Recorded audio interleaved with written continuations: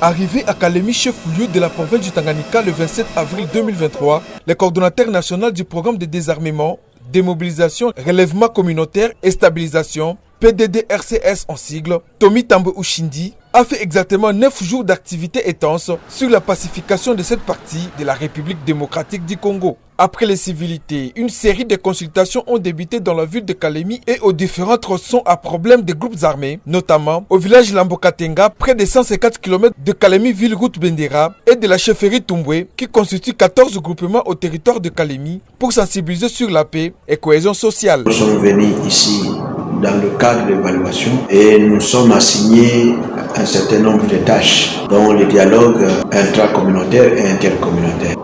Notre objectif principal dans le dialogue, c'est d'amener la cohésion sociale égale. Ces deux dialogues ont été menés et nous avons eu l'occasion d'écouter les chefs de mutualité, les chefs des groupements, les chefs de chefferie. Nous avons eu aussi l'occasion d'écouter les groupes armés de part et d'autre. Les groupes armés d'obédience 3, les groupes armés d'obédience Bantou.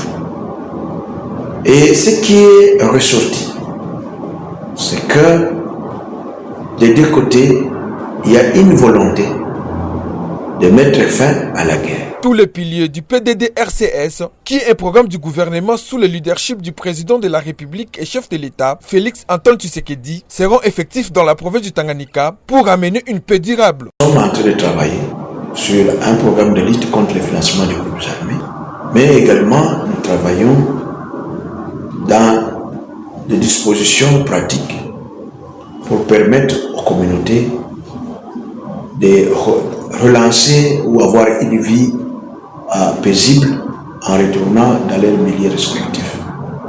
Comme le PDD-RCS travaille également sur le développement communautaire, nous sommes engagés de manière pratique à mobiliser des partenaires pour que nous puissions travailler non seulement pour le désarmement, mais également développer le pilier de la résilience, de la réinsertion et de la réintégration des communautés.